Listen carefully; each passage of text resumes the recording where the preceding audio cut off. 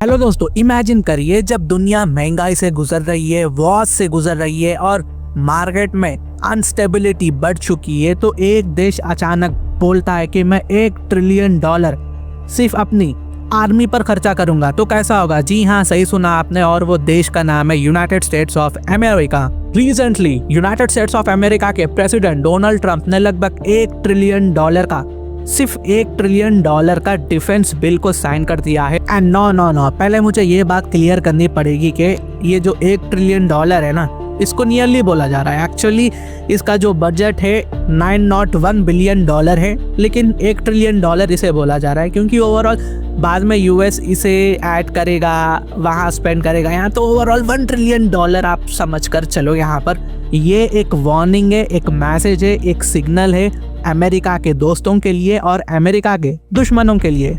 और गाइस, मैं ये बात अलग से कहना चाहूँगा कि ये सोची समझी स्ट्रैटेजी है।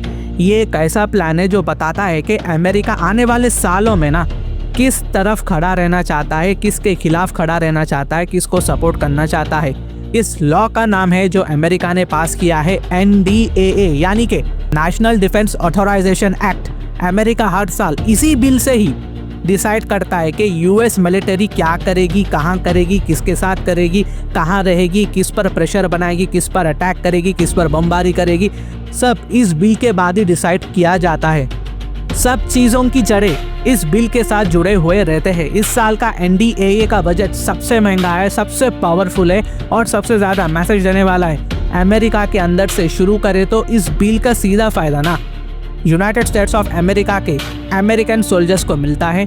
यहाँ पर सीधा उनकी सैलरी को बढ़ाया जा चुका है। यहाँ पर नए वॉरशिप्स खरीदे जाएंगे, बनाए जाएंगे, नए फाइटर जेट्स को बनाया जाएगा और न्यू मिसाइल डिफेंस सिस्टम को भी यहाँ पर डिप्लॉय किया जाएगा। और गाइस, खास तौर पे ना इस बिल के ज़रिए ट्रम्प का एक ड्रीम प्रोजेक्ट इसमें ऑफिशियली आ चुका है, जिसका नाम है गोल्डन डोम। जी हाँ, यूएस का golden dome missile program officially शुरू हो चुका है। मतलब अमेरिका अपनी ज़मीन पर भी मिसाइल थ्रेट के लिए रेडी रहना चाहता है और ये जल्द होने वाला है गाइस, ठीक है। आने वाले सालों में ना कोई देश उठकर अमेरिका पे ज़रूर मिसाइल डालेगा, या फिर वो रशिया हो सकता है या फिर ईरान हो सकता है, क्योंकि रिसेंटली ईरान ने भी अपना डिफेंस मिसाइल की जो रेंज है उसको भी बढ़ा दिया है, ठीक है। 8000 किलोमीटर तक उनकी मिसाइल जा सकती है, जो वॉशिंगटन को, न्यूयॉर्क सिटी को हिट भी कर सकती है।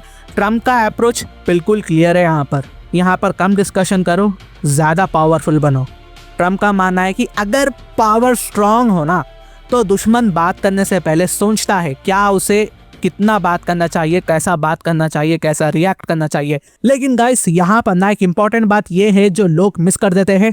ट्रम्प चाहते हैं जितना भी पावर है ना, ये इनके पास रहे, president of United states of America के पास रहे, लेकिन कांग्रेस ने उनके हाथ में पूरी छूट नहीं दी। यहाँ पर ट्रम्प चाहते थे कि वो यूरोप से ट्रूप्स को पुल आउट कर ले, नेटो में से निकल जाए, लेकिन कांग्रेस ने इसका उल्टा ही किया है।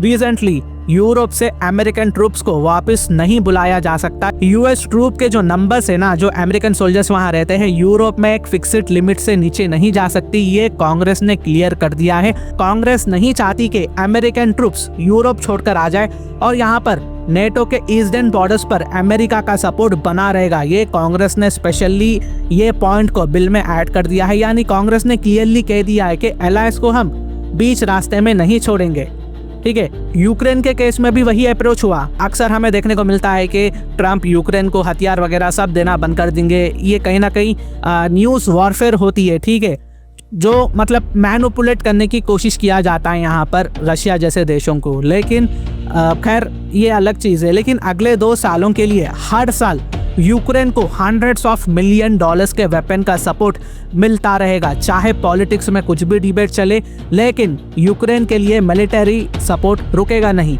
अब बात करते हैं चाइना की। जी हाँ, इस बिल का सबसे शार्प टारगेट चाइना बन चुका है। अमेरिका अब चाइना को सिर्फ राइवल नहीं, लॉन्ग टर्म स्ट्रैटेजिक थ्रेट के रूप में देख रहा है। Chinese technology, semiconductors, quantum research, सब पर नज़र रखी जा रही है। अमेरिकन कंपनीज को अब बताना पड़ेगा, जैसे कि एनवीडिया हो गया, अगर वो चाइना में इन्वेस्ट करते हैं, चाइनीज सेक्टर में इन्वेस्ट करते हैं, तो उनको पहले अपनी गवर्नमेंट से परमिशन लेनी पड़ेगी।